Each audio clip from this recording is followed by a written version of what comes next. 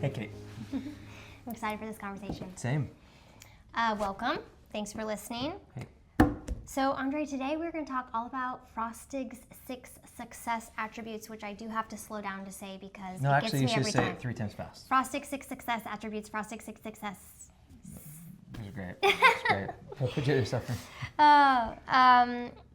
These attributes are based on a 20-year longitudinal, I always have struggle saying that word, but 20-year span, which the older I get, I think the more I appreciate like how much more we can learn about something when we're looking at something over time versus something in one moment. What is the study? Like, what did they do? So Frostig is a researcher who followed a set of neurodivergent learners. I think they checked in at like the 10-year mark and then again at the 20-year mark. And they measured which attributes or which characteristics set these folks up for the most comprehensive success in their adult life. So these aren't necessarily, they're not directly tied to academics, but I think, as we get into this conversation, we see how much more academic progress somebody can make when they have these attributes as a foundation that they're working from. Yep. We said our names. Should we say anything else about ourselves before we dive in? Sure. Why don't you introduce yourself? I'm Andre Ferriante, and I'm one of the co-founders of Redwood Literacy. Was a high school English teacher in Chicago for many years, did Teach for America, got my master's in urban education. I'm a dyslexia practitioner. I'm also dyslexic. Married to this lovely lady. And we started Redwood in 2018. We've got 3 kids. Also, which one of them has dyslexia, Yep, so now we're walking that journey as a parent. We love our kids. We love the company. We love this work. We're proud of this work and excited to be talking about it with you all. I think it's enough for me for now. Mm-hmm. And I guess in addition to that, I'm also a dyslexia specialist and have spent the last 15 years working with neurodivergent learners. So I'm not neurodivergent myself that I know of, but I've never been tested, so who knows. But I have spent a lot of time in this space. So, you ready to dive in? Yeah. All right, the first success attribute is self-awareness. So self-awareness, I actually just started the book, The New Emotional Intelligence. Didn't you also start it by Travis Bradberry? So this book, I'm loving this book. I highly recommend it to any listeners, and I'll mention it again at the end. But I was blown away when I read very early on in that book that it's estimated that over 50%, maybe even as high as 60% of our performance is Emotional intelligence, which self-awareness is the first. You can't develop the rest of your emotional intelligence without that self-awareness. It's like the entry point.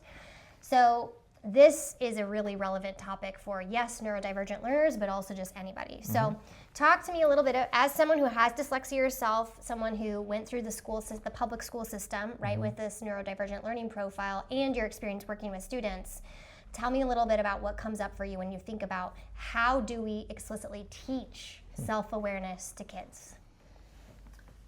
Well, how to teach self-awareness. I'm not a psychologist. I'm not an expert there, right? So I have anecdotal experience coaching students that I've worked with. I have my own experience. In fact, I would say that as a human, some people are more naturally inclined to be self-aware, and I'm sure there's a spectrum of self-awareness. So to your question on how to teach it, I guess I'll start with, I think it would be a matter of looking at where you're starting from, kind of your baseline. So for me, actually, I feel like I've had a strength there. I feel like I was aware of the friction. I was aware of my needs. I was aware of when I was feeling overwhelmed, frustrated, when my confidence was shot in school. So if we're looking at self-awareness, which is just like knowing yourself, I think some people more naturally have that than others. And so I would just say to teach it, it would be starting with slowing down and getting this individual, whether it's a friend or a student, to slow down, to write out, to name, what are you feeling, and start naming those things. I'm feeling overwhelmed. Okay, great. Why do you think you're feeling overwhelmed? And start really just going deep. And really, I think it would be a matter of just like going internally and starting to identify those parts. Like, oh yeah, I'm feeling overwhelmed because this and this. Maybe it's lack of sleep. Maybe it is things happening at home. Maybe there's really a knowledge gap. Maybe it is dyslexia. It's not a knowledge gap, but it's like I'm struggling. It's a skill gap. I need someone to help me learn how to do this thing. So I think we all need to continually work on self-awareness, right? But I think it's just slowing down and naming things and taking baby steps, taking one naming at a time, going one layer deeper at a time, and giving yourself grace and patience to know yourself better and better and do better and better. That's kind of what comes up for me. Yeah, I know, I love all that, and what that brings up for me too is I remember specifically the first couple years at Redwood Day School when we were kind of in that one room schoolhouse kind of vibe. We were both teaching, and we had, kids, I forget what the first number was, but maybe about 17 kids with us of various age ranges, but all with a neurodivergent learning profile. I remember there was some conflict with some of their relationships, and I remember one time getting my camera out, getting their permission, but getting the camera out and just recording a session so that they could watch their interactions with each other and watch how they were actually showing up. And then we had a discussion about, it does make sense that your peer is frustrated because you're sitting this close to them and you keep bumping them. You can see it. Yeah, and maybe it doesn't bother you to be close to somebody, but you could see from their almost helped the students get into someone else's shoes. And then on a personal level, I feel like I've been in acting classes the last couple of years, and the more I've seen myself on camera, it's a very practical way to, I think, observe what are the things I do naturally that maybe I'm not self-aware of that are impacting my relationships in a positive or negative way. And then I think, as I think about self-awareness being the entry point to the rest of my emotional intelligence, it's worth the effort, and I do think you have to, in order to be self-aware, you have to be willing to be embarrassed, you have to be willing to be uncomfortable, and because you're not always going to like what you see or what you notice. Do you feel like, either as just a human on this planet or as a dyslexia specialist, as an educator, do you feel like there are certain types of people that are more naturally self-aware, or do you think it is just person to person?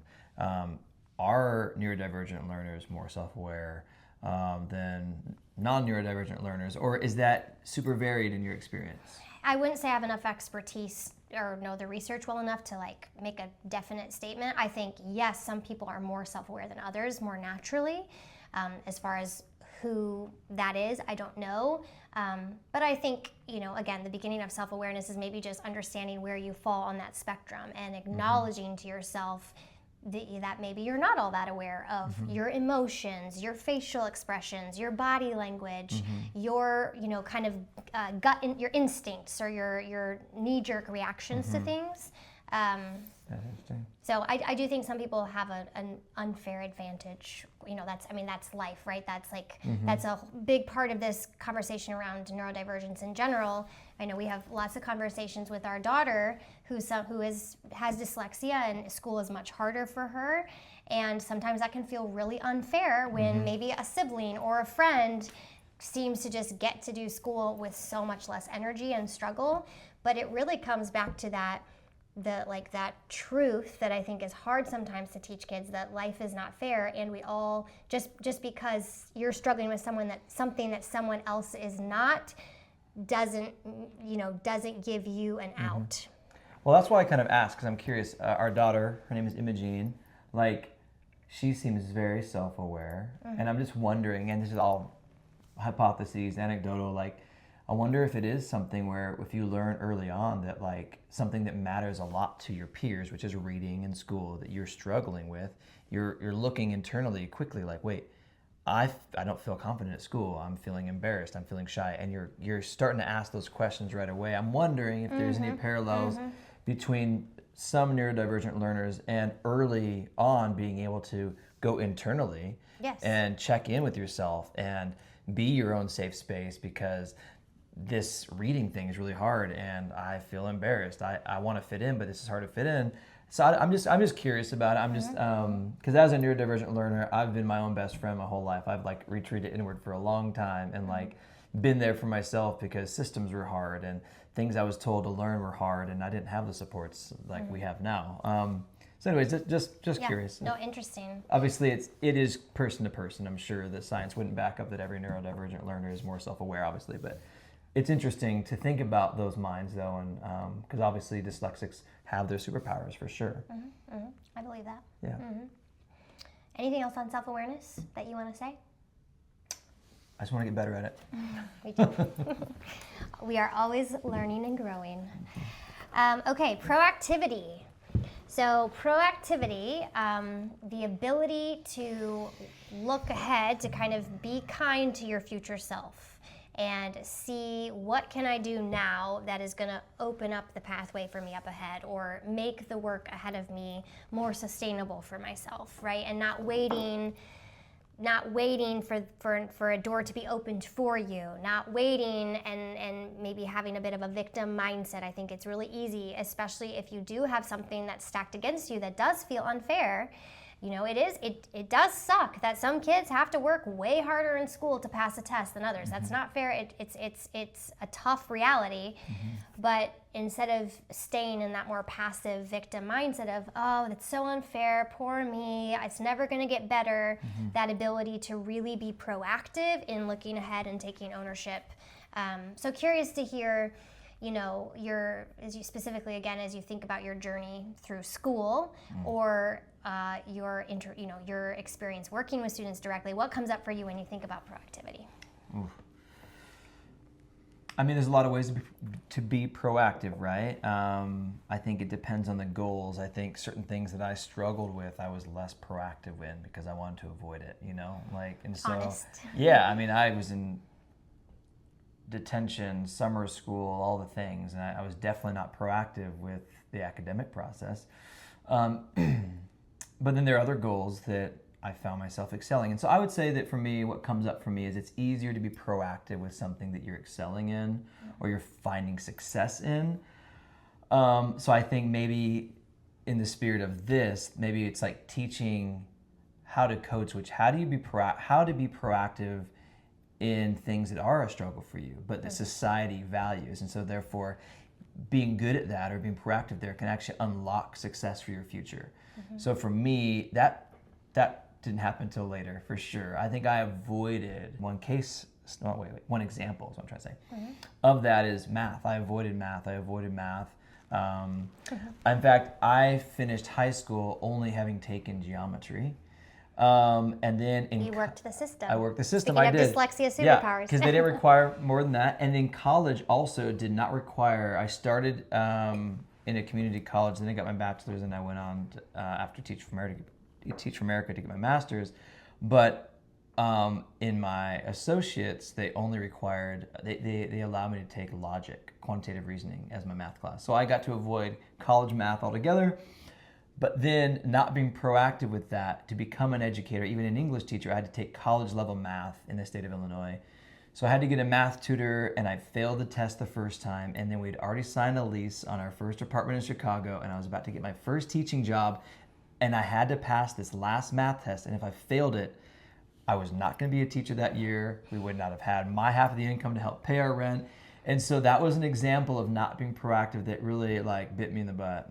So somehow coaching young people to say, hey, writing a sentence is not fun. It's really hard. And you got ChatGPT. Why not just use that? They might ask. Let's bite the bullet. Bite the bullet? Yeah. And let's do this hard thing now. Let's be proactive. I think somehow it's going to be coaching that young person to see the value in doing hard things, because that'll pay off in their relationships and their career paths. And so being proactive, especially in the things that you're weak at or really wanting to avoid because you don't feel confident there. You're afraid of embarrassment. Yeah. So it took me a long time with the academic process to finally, I was even teaching AP English, and I was nervous I felt intelligent, but I was horrible at spelling, still not great at spelling. Writing on the board was embarrassing to me. So I was not proactive for a long time, even as an educator, to start really owning that I'm a dyslexic. I'm going to start re-looking at some of these words. So that's a long-winded answer, but that's what comes up for me.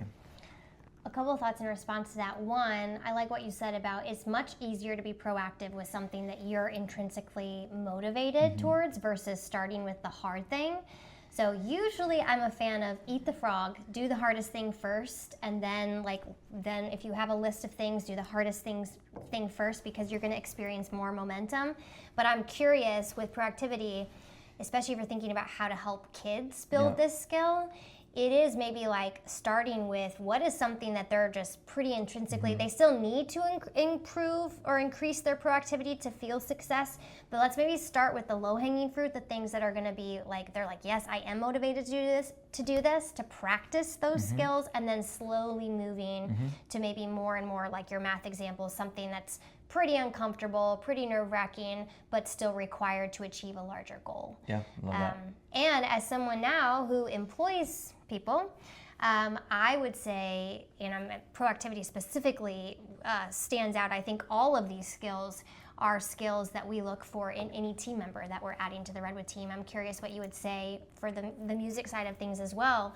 But proactivity specifically, if you're working on any sort of team, if you're on a sports team together, if you're in a band, if you're part of an educational team at a school supporting the same students, you want your fellow team members to be proactive, and you want to bring that energy, but that's something that I'm always looking to surround myself with, because I know it's going to produce better results.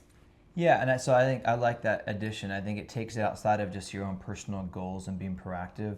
Proactivity could also be looked at as like the ability to see something in someone else or in collective goals or KPIs, and instead of waiting to be told or be assigned something, obviously say, oh, this is definitely through inference and through instinct, this is something that's going to benefit me and the team. I'm just going to go ahead and go do this and get this done.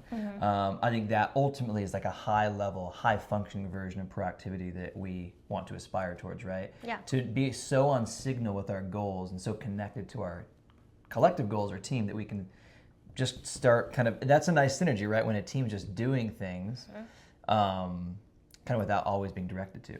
Because then you're not, I think if you're lacking proactivity, you're going to find yourself being reactive most of the time, versus if you're moving with a general energy of proactivity, you're going to be able to respond more, which we all know our responses usually yield better results than our reactions. I mean, both these so far feel like practice and use it, right? Like it's a muscle, right? Just to grow towards and get like more and more polished versions, right? Yes. So that's cool. All right, perseverance. Next one. Perseverance, grit. There's a lot of different words you can give this same concept. I personally really like grit. I don't know, the Duckworth's work on this, and just I think it there's something about it, especially again talking with kids, I feel like it really, that word I've just found more success when talking about perseverance through grit and building that concept for kids.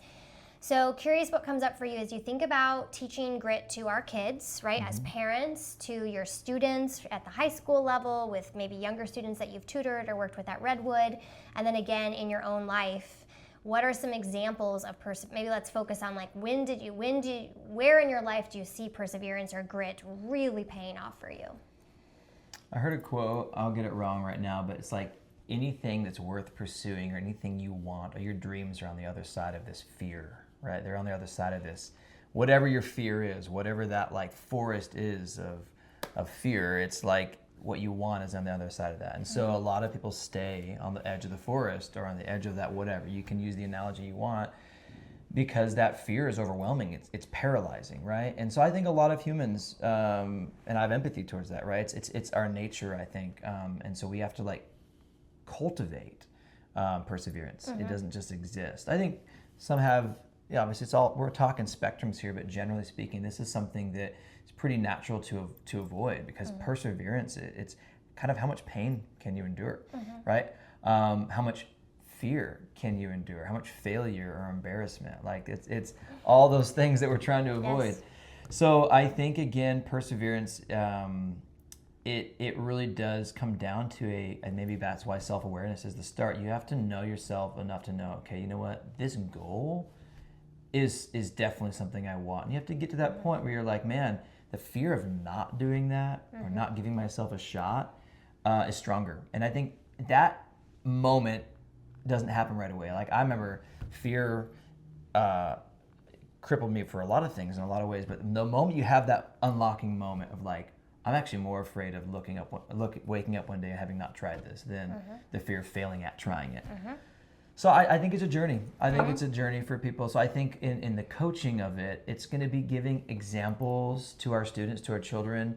It's going to be looking for those teachable moments. It's going to be asking questions when a child or a student is saying, I don't want to do this, I'm afraid. Because maybe sometimes it's like, well, maybe this isn't a forest worth walking through, because maybe on the other side of that forest, that's not a goal it's worth the fear. So really it is asking the questions, is that really your goal? Is that really your dream? And if we can all agree like that's your dream, then it's like, well, then we can agree that at some point you're either gonna have to walk through that forest or you're gonna choose to let fear stop you or change your goal.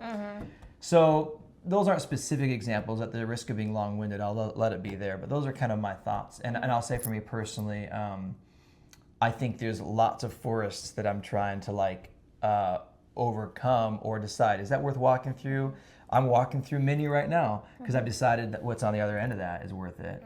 And I have others that I've said, forget that. I actually don't want that thing. It's not motivating. It's not motivating anymore or whatever. So it goes back to the self-awareness, because it does, perseverance, grit is painful. So it has to be, you have to know that what's on the other side is what you really want. Well, and I think, putting my parent hat on for a minute, I really see our generation of parents, I think where, the pendulum swing is very real. So I think there's a lot of things that our generation is doing better than the generation before us when it comes to parenting. And I think there's a lot of things that we're missing, that we've gone too far away from. And I think that this concept of perseverance or grit and letting our kids struggle, or then putting my teacher hat on, letting my students struggle. I'm working with a 22-year-old right now who's working on foundational reading skills, and it is such a frustrating process. I mean, put yourself in her shoes, right? Any of us at the age of 22 still working on foundational reading skills means you've experienced so much failure, so much discouragement. And so rejection. The fact and rejection, being misunderstood. So the fact that she's showing up for sessions as she also works to pay her bills is just so inspiring to me. Yeah. But letting her struggle, like there have been sessions where she's been in tears. There have been sessions where she's like, I need a minute because I'm feeling so frustrated, and it's, my teacher heart wants to go in and rescue her and be like, oh, you're doing amazing. We can just move on. It's like, actually, no, you really need to be able to sit in this struggle because this is the pathway forward. Yeah. And the same with our kids. I think I really am growing in my passion and I think confidence that we need to do better in this generation. Also with ourselves, I think it's really easy to get addicted to comfort, and it's easier now than ever. I mean, even I'm not saying that people don't have immense struggles right now, because they definitely do. And also, if you just look at, I grew up in a country where we didn't have electricity and running water every day. And so even just that simple concept of, our life has gotten our daily life has gotten so much more convenient and comfortable. And I think we have to be really mindful of our growing too, what's the opposite of tolerant? Intolerant? Growing too intolerant of discomfort or pain. And also, to your point, I couldn't agree with you more. You can't endure pain across every aspect of your life, or you're just going to crumble under the weight of it. So it's really choosing. It's saying no, which I struggle with because I love to do everything, but it's saying yes to a few things, which means saying no to most things, and then really determining which, what's the analogy you use, which forest, which, castle or whatever you want to say is through the forest, which ones are really worth it, and the ones that I'm willing to be perseverant. Because you can't be perseverant in all areas of your life. Yeah, and we're just talking about perseverance because this is on the list. We're not talking about not having joy in your life and not having comfort, right? Because we do know that, that's kind of actually maybe part of the goals of being able to persevere, is because on the other end, you have that moment, right? Of this feels so good to have done that play, or whatever the thing is you're going after. So I think it's the both. But I think that I agree with you. I think we lean towards the comfort, towards the talking ourselves out of going through. Yep. And so in the light of this conversation, I think an increased perseverance is not a bad thing. And I think something for us to all grow towards. But again, knowing what is worth it. Yeah. All right, goal setting. One of my favorite statistics of late to mull on, besides the EQ 60% one, is research shows that we are 42% more likely to accomplish something if we write it down, which is one of the reasons I have gotten made fun of in my life for carrying around a clipboard, for being addicted to sticky notes, and I still have so much room to grow in understanding goal setting and making sure I'm setting the goals that mean the most to me. But curious to hear your thoughts as we think about goal setting, as we think about really setting up our children or ourselves or our students up for, up. I said that so many times. Setting them up for success, for comprehensive success, like life after school. How do we teach goal setting in a way that, especially if executive functioning is an area of challenge, doesn't just like, it's a good idea on paper, but it's never getting used? Yeah, I mean, I feel like the practical steps towards goal setting, the executive functioning is really hard for me, many dyslexics, many neurodivergent learners. Having a big goal, I think there's two parts of this for me. It's like goal setting, but then there's like steps towards that goal. I feel comfortable setting goals. I have big goals. I have things on the other side of those forests that I can see and I want, and I can see the light shining through the forest even. So I can set goals, and I want to do and achieve things at high levels. I am really, this is probably my weakest point even as an adult now, is being organized with my technology. And even if sticky notes, I could do sticky notes, but then I'd have them all over and I'd lose them, and writing them down and transferring them places. That is actually the skill to learn, I'd say. I'd say executive functioning would be essential. Full disclosure, it wasn't until this year that I started like making Google Calendar my best friend, honestly, right? I think that I kept a lot here. I would talk a lot, and I functioned. I was able to like do that, but I was the teacher. I was that kind of, I was an English teacher. It was a lot of Socratic seminars and discussions and reading together, but being able to then keep track of all of the assignments and grading all the papers and get those turned around in a timely manner. That was the other side of the neurodivergent teacher. And we could have rich discussions and get lost in the moment together, which was very special. But then I did struggle, and I still struggle. So I think I can set big goals. I'm in the clouds and I dream, but where I need help, and I've had to really grow in it to be an effective teacher for my students, and you're really great at this, like the steps, the organization. Like when you'll take 20 sticky notes on a table, Caitlin's going to go and transfer those right away somewhere. She's going to actually check it off a list and then throw the sticky note away. I'm going to think about checking them off for a long time, and they're going to pile up in a book somewhere. So that's really where I still need like good strategies, good guidance. Like, oh, that was a great tool. That's a great idea. My mind doesn't work there that way naturally. So goal setting, I couldn't agree more. That, of course, that makes sense that this is on the list of success, because this is where I get underwater to this day, email inboxes, and this gets in the way of accomplishing goals for me. So executive, I could almost train it to executive functioning, to be honest. I'm hearing you saying the executive functions that are associated with goal setting. The executive functions needed to be able to goal set with not just writing down the goal, because that's of course just the first part, but actually creating the follow-through plan and the accountability. I think when I think of goal setting, because I'm with you, I'm a visionary, I'm a big picture thinker. I have a million ideas, I have a million goals, I'm trying to work on everything at the same time. So my area of struggle, where I really am still working on this, is again that focusing in on what are my most important goals, what are the priorities. When I think of goal setting, I really think of prioritization, and that I forget which Jim Collins, Dr. Benjamin Hardy book it was that I read, but one of them talked about a daily practice of writing down what were the 3 biggest wins from today. Because even if you had the worst day of your life, there's every failure, every mistake is a gift to you, because it illuminates to you. Yes, it illuminates what's important to you, what's not, what's working, what's not working. So, 3 biggest wins from the day, no matter what kind of day that you had, and the 3 top priorities for the next day.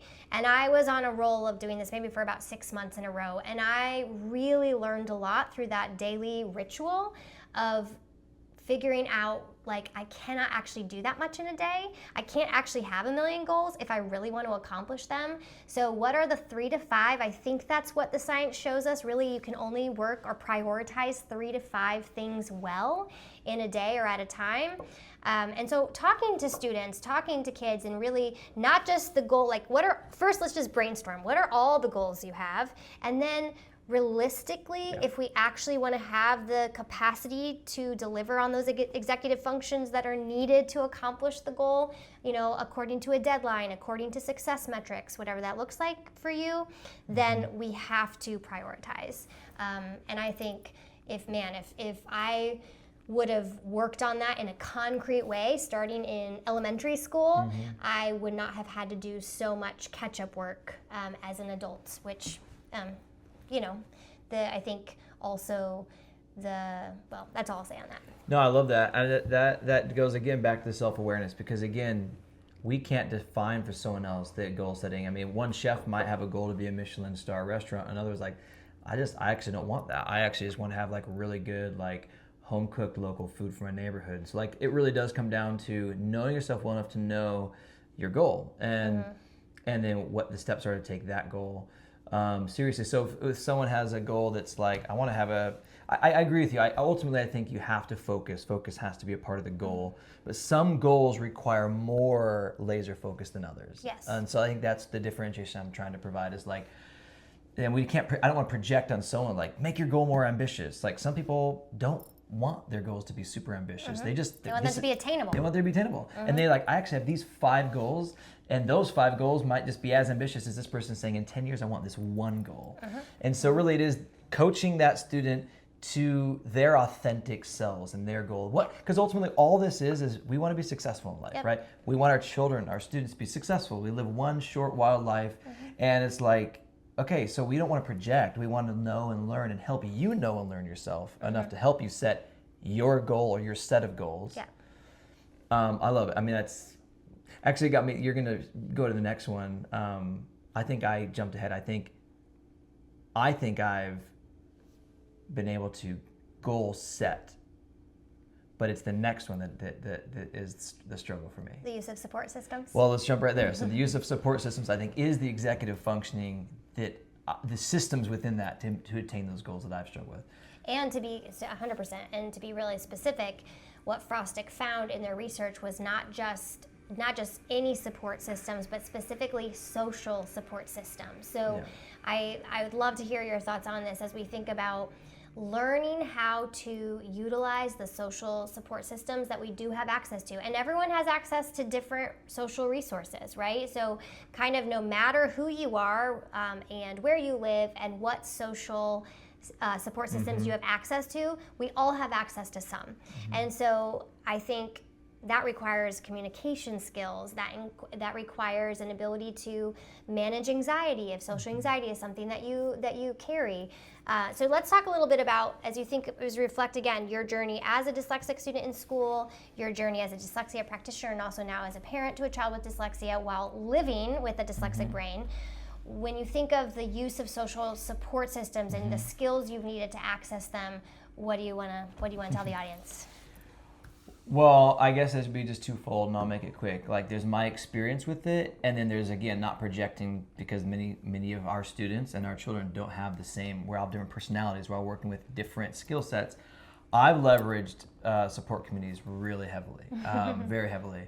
I became great early on at asking for help, wooing and schmoozing, like building relationships with teachers and peers, and code switching and being friends with lots of different types of people from high school on, or even earlier.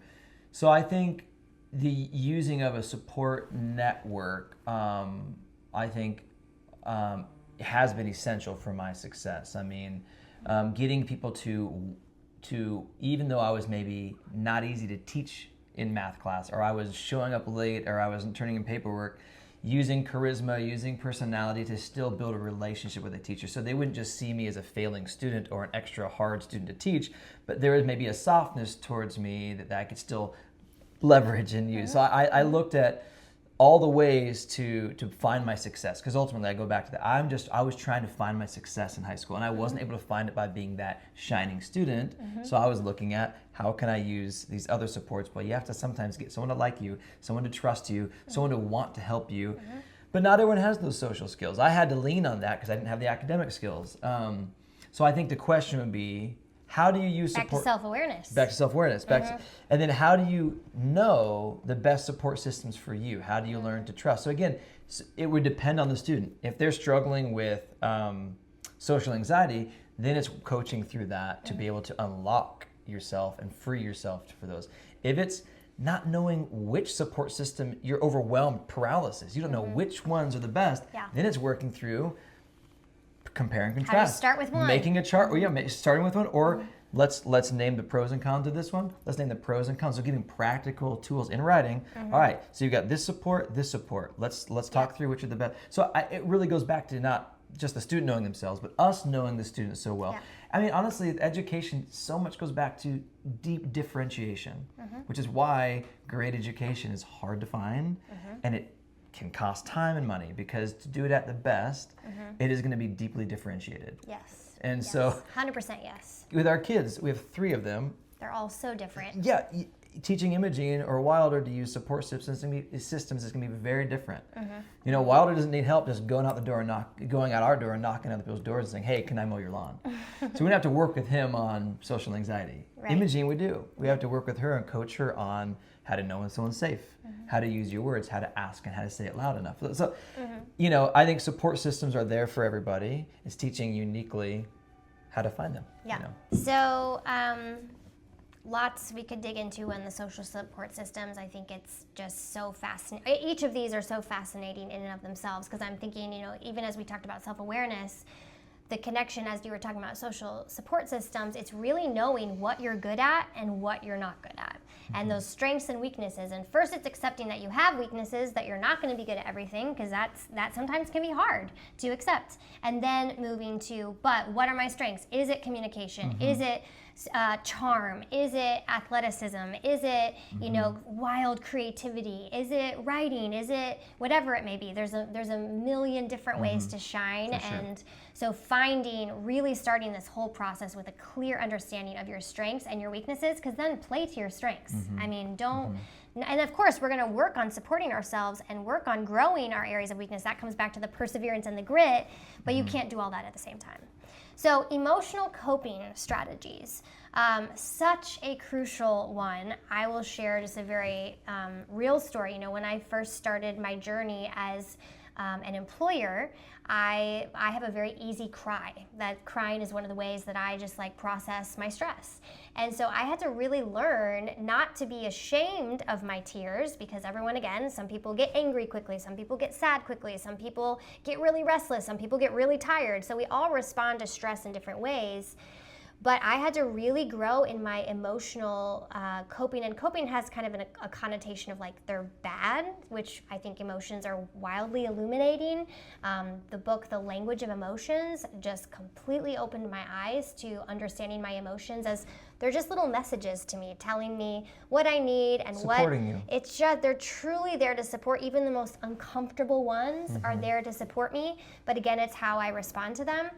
So I had to really grow in my self-awareness, like, oh, I have an easy cry. This is something I need to accept about myself. And then two, but it's, you know, it can really throw people off if I start to cry in a meeting. So how do I, you know, how do I accept this about myself, but then create coping strategies to make sure I am showing up the way that I want to show up without just suppressing my emotions? Because anytime we suppress, we know there's gonna be bigger problems down the road.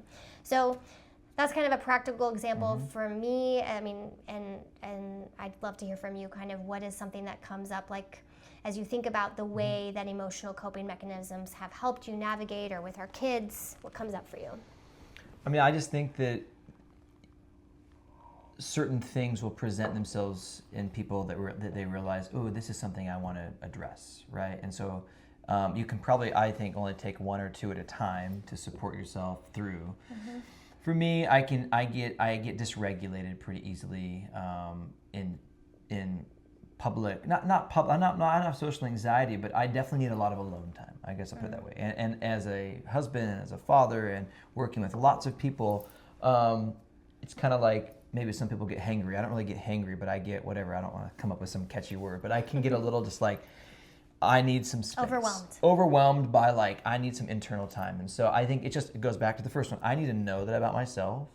And then I need to set myself up with, okay, when do I start identifying that I'm like at a max? And then what do I do if I still have 3 hours left, I'm in a public space? Do I just need 10 breaths somewhere? Do I need to pace myself more preemptively? Do I need to get more sleep? So it's going to be a testing process for me to know like, or is it so prevalent that it's time for a vacation or it's time for like a nap, a mental health day or whatever. You know, this goes back to like perseverance doesn't mean sabotage yourself. Know when to persevere and know when you're pushing too hard and you're getting like thorns and you're bleeding. You're like, okay, you know what? I need like a salt bath. I need, so I think for me, it's just like, it's a trial and error. I think it's learning your dial. It's like learning how to like dial in a little more, a little less. And we all have to learn where those dials are on our bodies and like when you turn it a little bit left to the left, a little bit to the right. So I think that it's just so individualized again. But how beautiful to think about being able to have these conversations with our kids or with our students, right? And I mean, to show them they have access to that. Yeah, and to help them understand that, like, if you need more alone time, if you get overwhelmed easily, that doesn't mean anything's wrong with you. That doesn't mean that you can't interact with people. It doesn't mean that you can't find success. Or if you have an easy cry, it doesn't mean that you can't be a leader. Like, I think teaching kids to view their emotions as messages to themselves. I love that phrase. That's cool. Is just such an amazing foundation to give them, especially in those early years. And because then from there, if you have that foundation, if you have the ability to at first just recognize your emotions and then not demonize them or latch on to like the ones that just feel good, but really stay open to feeling all of them, you are going to be, I mean, thinking of acceleration of progress towards your goals. I can't really think of one as I think of my own life or students or, our kids.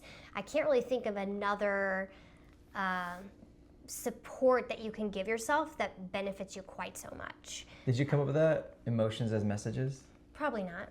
I love it. I mean, I agree. I've read, it's probably in the language of emotions, but... And I like how it's sandwiched. If you can learn yourself, and then you can learn to use emotions as messages, I think like those things really are helping, like as I look at this list with your proactivity, your perseverance, your goal setting, your use of supports, if you're really knowing yourself, and then, I feel like it's sandwiched really well. I mean, look, I'm just trying to keep getting better at these things, I guess. Amen to that.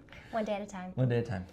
Well, thank you for joining us for this conversation. If you are interested in learning more about Frostig's 6 Success Attributes and easy ways for you to work on this in your own life and with your kids or with your students, we have a whole course for you. The information will be attached to this video, but we hope you check it out. Thanks, Kate. Okay. Thanks for watching. Peace and love.